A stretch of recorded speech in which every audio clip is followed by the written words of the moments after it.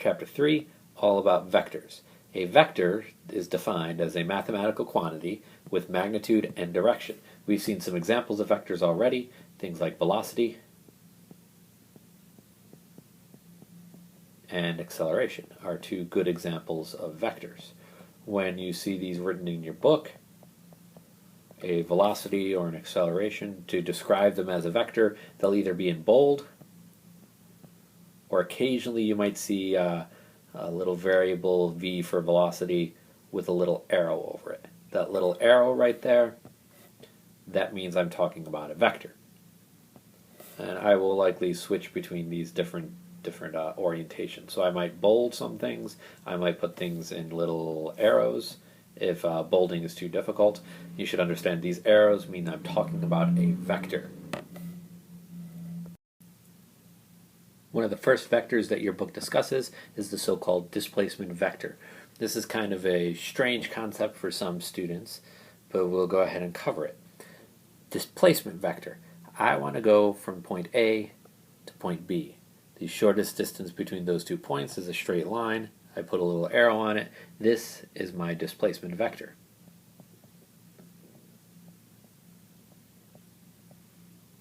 And this displacement vector only cares about the final position, xb, relative to where I start, xa. It doesn't care about the path I take, so I could curve up and then back down. My displacement is always going to be xb minus xa. This is often confused with the scalar quantity known as distance. And there's one example that I can think of that really makes these differences very, very clear.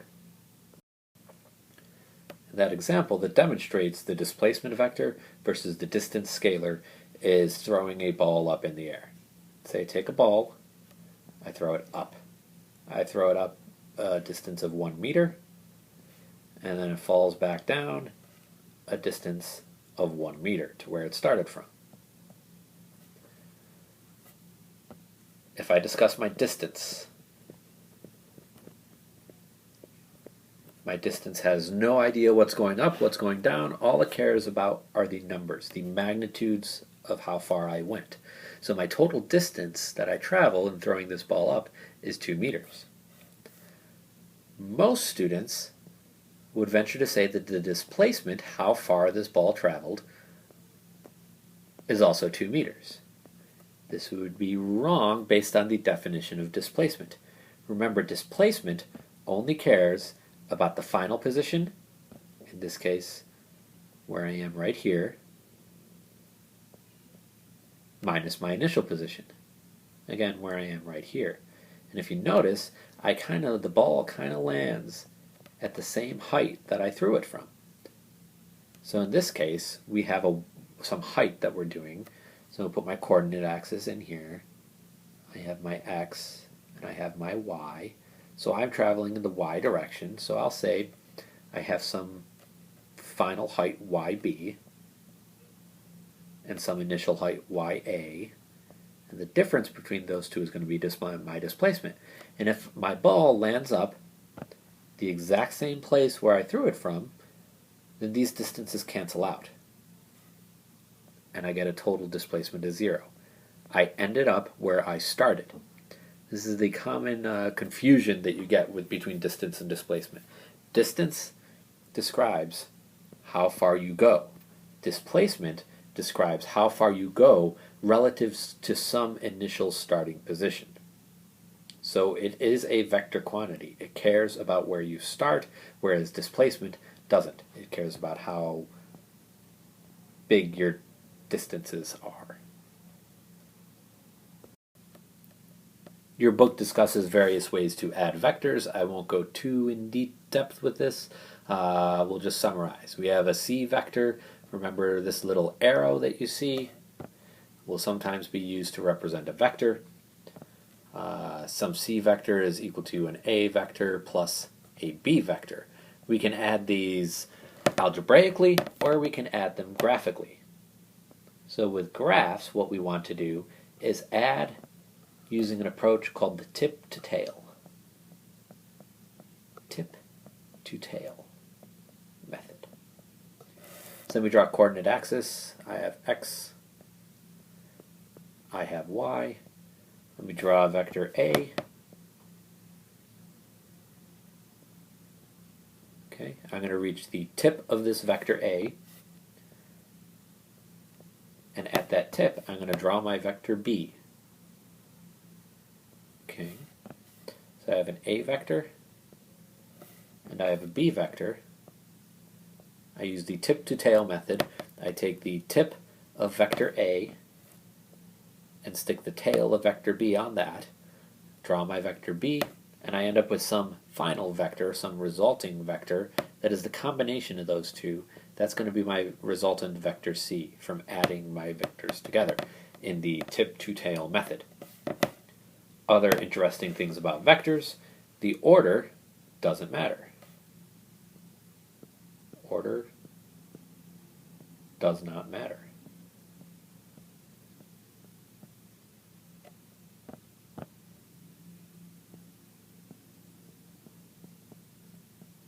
I can take my same coordinate system, my x-axis and my y-axis, and I could add my vectors b plus a.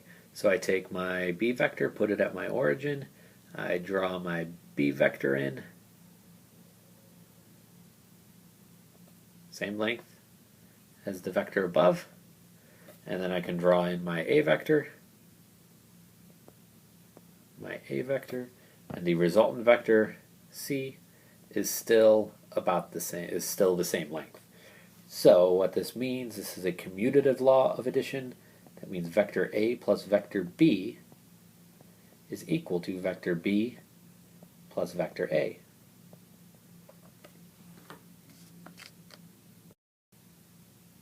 And the final useful vector addition characteristic that I'll mention is that the magnitude of the resultant vector, so the magnitude of c, the vector that results from adding together vector a and b, is less than or equal to the magnitude of the individual vectors added together.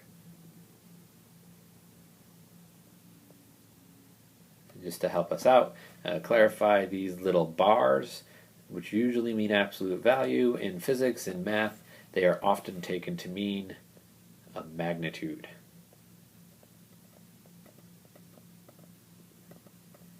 So the magnitude of a vector is less than or equal to the sum of its parts. One little point to note about subtracting vectors: you do it the same way that you add a vector, except you add a negative vector. So you just flip the sign. By flipping the sign, you're changing the direction. The easiest way to conceptualize this is think of your motion sensor. Think of moving towards or away from your motion sensor in your labs. When you're moving towards, your velocity was a certain sign. When you're moving away, towards or away from the motion sensors. Flip the direction, you flip the sign. So you can add a negative vector to subtractors.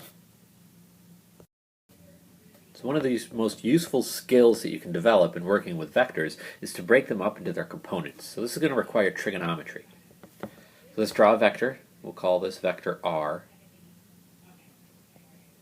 And this vector r has a little piece that's going in the x direction. So we'll draw a little piece of r that's going in the x direction. I'll call that position vector x. And we have a little piece going in the y direction, going up. That's going in the y direction.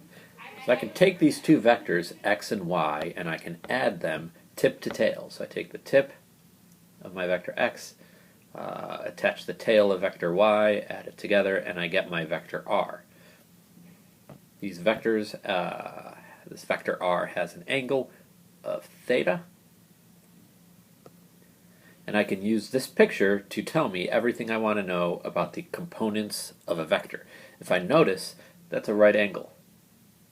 So this is a right triangle. So that means we need to use trig. So let's start writing down some quantities of interest. Let's write down the cosine of theta. cosine of the angle in this triangle. Cosine of theta is equal to the adjacent side, x, over the hypotenuse, r. Cosine theta equals x divided by r.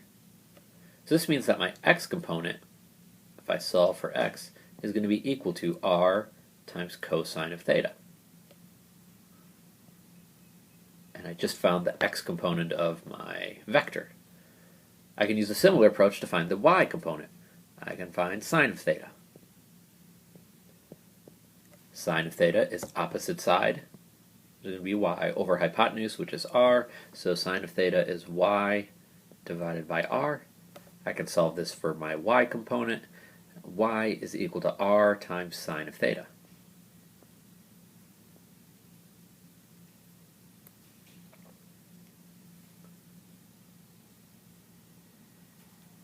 I can use Pythagorean theorem. I can find what r is equal to. R is equal to the square root of x squared plus y squared. Pythagorean theorem for a right triangle. And the final piece of trig that we would want to know, tangent of theta is equal to the opposite side over the adjacent side. So it's going to be equal to y over x for this particular case. These are the four kinds of things that you'll need to be able to do to find the components of any vector.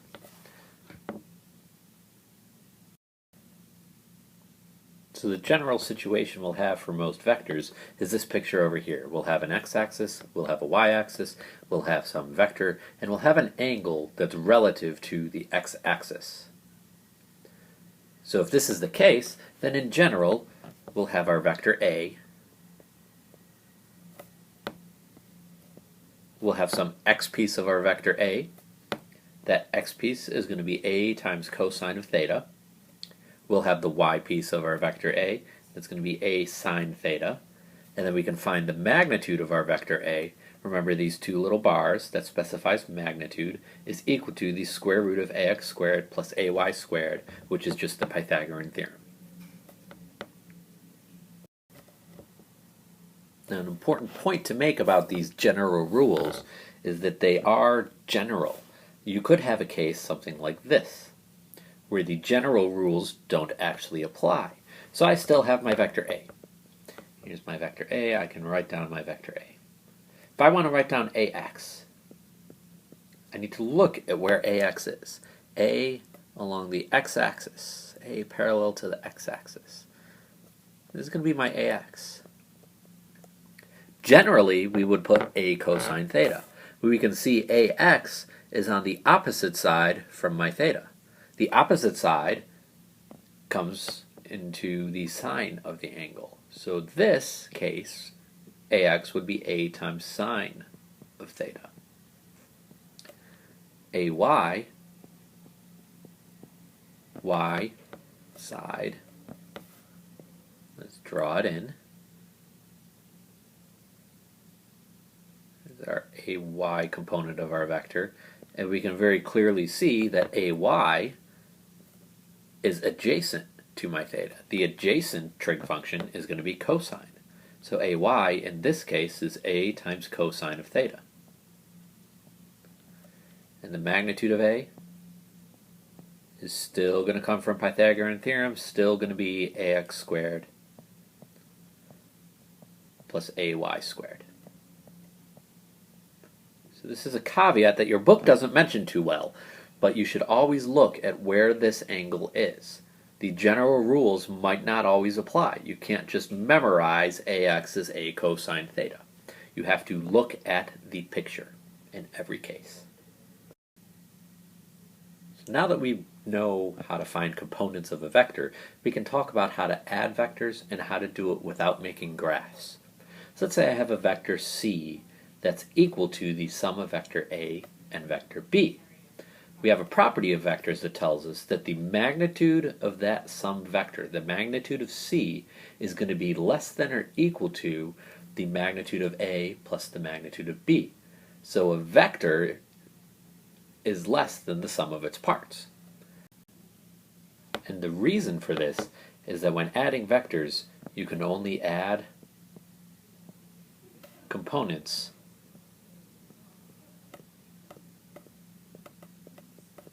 that are in the same direction.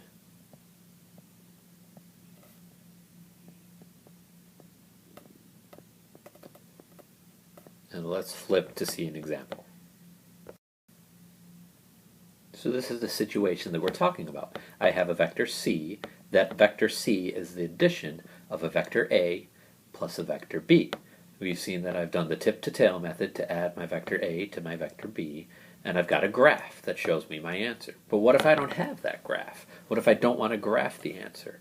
Then I have to add these components of a and b according to the directions that they're going in. I have my coordinate axis, my x and my y. So I have to break my vectors into their components. I have some vector ax, some little bit of a that is going in the x direction,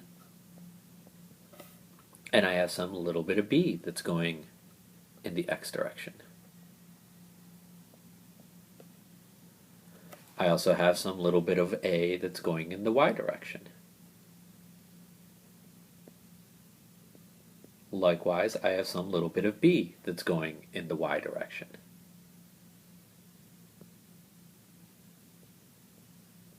And to get the final answer here, I need to add the like directions. So to get c going in the x direction, it's going to be equal to ax plus bx. And that will give me my cx, which I can draw in right here.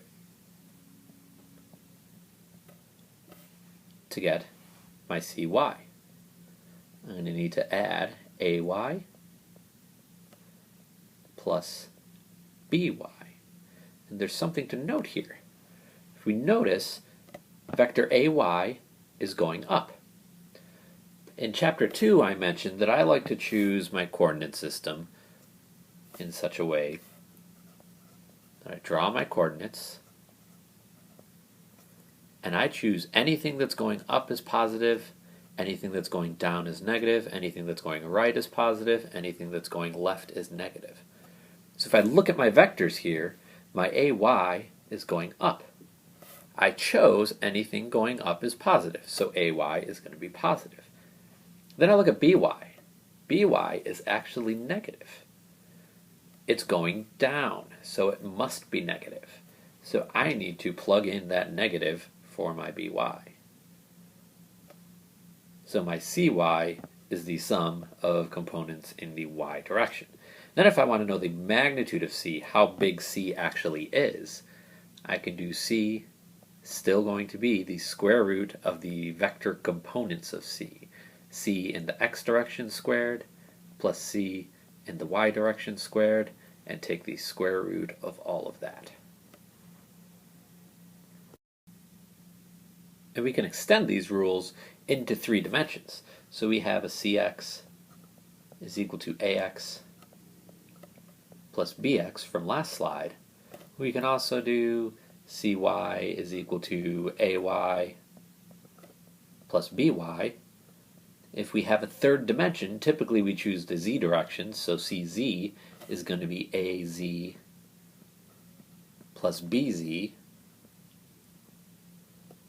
And then finally, the magnitude of our vector c is going to be equal to the square root of cx squared plus cy squared plus cz squared. So this would be the most general case for how to add vectors if you have them operating in 3 dimensions, both the x direction, y direction, and the z direction. In fact, we use 3D motion so much. For 3D motion, we've defined something. We've defined something called a unit vector. In this case, the word unit means magnitude of 1. So unit vectors are some kind of vector that have a magnitude equal to 1. So they're only used really to describe direction. since they have a magnitude of 1, they don't change the magnitude of whatever vector, whatever quantity you put them with. For the x direction, our unit vector is called I, which you might kind of see me write a little bit differently as equal to I with a little hat, with a little arrow over it. These mean the same thing. Y has a unit vector that your book calls J. And you might see me again write this with a J with a little arrow over it. We call it J hat. And then Z direction, we have the unit vector K, which again I might write sometimes as K hat. These are all unit vectors. They move in whichever direction they're associated with. So I is in the X, J is in the Y, K is in the Z. They all have magnitude equal to 1. You can often see vectors written as the A vector is equal to the magnitude of A in the X direction.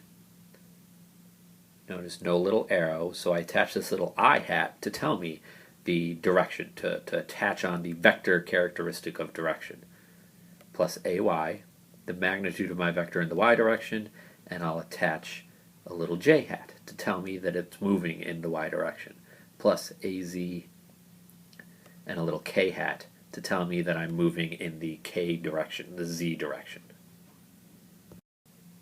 To get some practice with these unit vectors, I suggest you try checkup 3.3. Now we know how to add vectors, we know how to multiply, subtract vectors. Now we need to figure out how to multiply them. There are two ways to do this. We have something called a dot or scalar product. So if we take a vector, vector A, and dot it with the vector B, this dot has a very specific definition. A dot B is equal to A times B times cosine of phi, where phi is the angle between A and B. So what does that look like? Say I have two vectors. Here's my x direction, here's my y direction. I have my vector A, I have my vector B.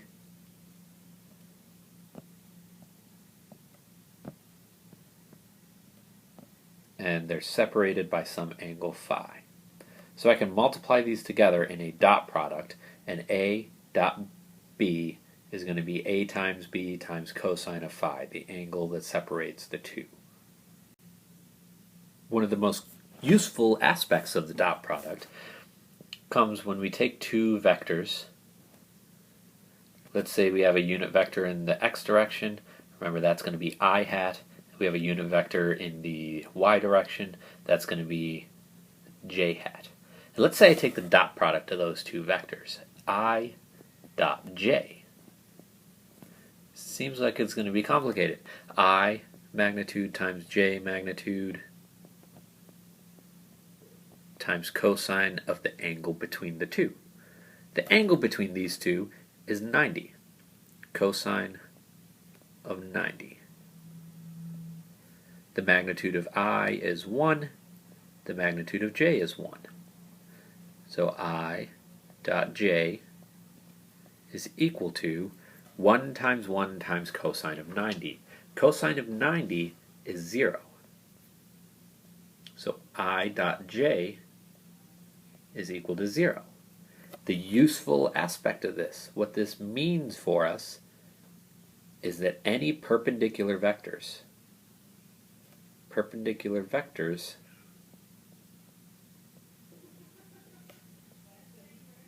have a dot product that's 0. Have a 0 dot product. So here we have an example so we can understand what the dot product is actually doing for us. We have our x-axis, we have our y-axis, we have vectors drawn. I have a vector A that's entirely along the x-axis and a vector B that's acting at some angle theta. I can take the dot product of these. A dotted into B is equal to the magnitude of A times the magnitude of B times cosine of theta. If I look at the second part of this, b cosine theta, that should look very familiar. If we remember our components, that's simply bx. And we can see the magic of the dot product. The dot product takes a vector, vector A that's going in one direction, multiplies it by a second vector, but only picks out a certain amount of that second vector. It picks the amount of the second vector that goes in the same direction as the first vector. That's where this b cosine theta comes in, specifically this cosine of theta. It selects out only the part of the second vector that goes in the same direction as the first vector. This is a simplified example where we have something going entirely in the x and entirely in the y direction, but it works for anything. It would work for two vectors at angles. I could have a vector A, I could have a vector B, I could take their cross product, and this would select out the amount of vector B that was going in the same direction as vector A. The final point to discuss in this chapter is the cross or vector product. Let's say I have two vectors A and a vector B. I can find their cross product C is equal to A crossed into B. Mathematically, the magnitude of C, remember these little bars, again, magnitude, is equal to the magnitude of A times the magnitude of B times the sine of the angle between them. But here we have a difference from the dot product. First, we have the sine of the angle. So perpendicular vectors are no longer zero. Second, this is called a vector product. A vector has magnitude and direction, so we need to find the direction of C as well. With the scalar product, we didn't have to worry about that. We can just multiply our vectors together, multiply their magnitudes, and we get a magnitude. We're happy. With the cross product, we need a direction, and that direction is going to come from the right-hand rule. This can't really be described very easily through a video. So what we're going to do, we're going to talk about this in class, and I encourage you to read page 84 and 85. If you don't understand, then ask questions. If you do not ask questions, I guarantee you a right-hand rule question will appear on your quiz. Now there's shortcuts that we can follow, there's the right-hand rule we can follow, but sometimes we have to find the cross product mathematically, and we can do this by expanding out these vectors. So this vector A is really talking about AX, some amount of A going in the X direction. So we're going to specify that with I hat, plus AY, which is going in the J hat, plus AZ, which is going in the K hat direction. So that's my vector A completely expanded out. And I'm going to cross that into my vector B. Bx in the I hat direction, plus By in the J hat direction, plus Bz in the K hat direction. So I've written my vectors out as detailed as I possibly can, and I need to take the cross product of these two. I can look at a couple little shortcuts. A nice little shortcut. A cross B is A times B times the sine of the angle between the two. Sine. When is sine 0? Sine of theta equals 0 if theta is equal to 0. So what that means is any common directions for two vectors are going to give me 0 in the cross product. So AX times BX is going to be 0. AY times BY is 0. AZ times BZ is 0. And there's a shortcut. There's a way to figure this out using matrices. So all I've done here is rewritten my A cross B in the form of a matrix. So I have the I hat direction. What do I have operating the I hat direction? I have AX plus BX. I have my J hat direction, AY plus BY. I have my K hat direction, AZ plus BZ. This is the matrix representation. And to find the cross product, I need to take the determinant. That's what these little bars mean in matrix multiplication in matrix math. This is the determinant of a 3 by 3 matrix. To find that, I write down my nice little I hat. When I do that, I can cross out anything that's happening in the I hat column or row. Then I take a little fish. I draw a little fish, AY, BZ, AZ, BY. And that tells me how I'm going to multiply my variables together. I start with my AY. That's the beginning of my fish. So I write down my AY. Where does my fish go? My fish comes down to this BZ. So I multiply my AY times my BZ. And my little fish comes up, and I get to AZ. At this point, where my head flips over, where I'm going to the top of the fish, I need to subtract off this AZ. So I do minus an AZ. And then I finish off my fish at my tail, at my BY, and I multiply this AZ times BY. So what I've done here is I've used matrix math to figure out what components to multiply together to get me my cross product. They're going to be operating in the I hat direction, and it's going to be AY times BZ minus AZ times BY. Now I'm not done yet because I still have two different directions to go through. I have to go through the J hat direction and the K hat direction. So to continue taking the determinant of this, we need to take the J hat direction. So I cross out my column for J hat, cross out my row for J hat, I draw my little fish, and the important thing to note for this direction is that instead of adding, I subtract.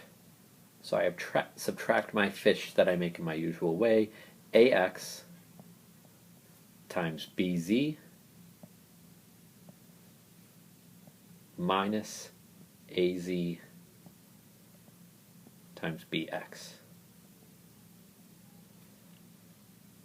And we can see this fish again, AX times BZ minus the upper part of the fish, AZ, all the way down to the bottom part of the tail, the BX. And that is going to be moving in the direction that I just crossed out, the J hat direction. This again should be a refresher from your previous math courses where you did determinants of 3 by 3 matrices. Now we need to do the K hat direction.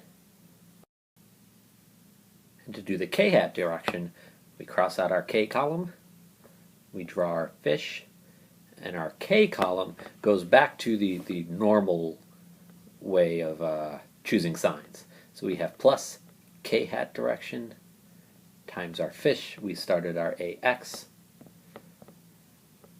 draw our fish to BY, and then subtract AY times BX.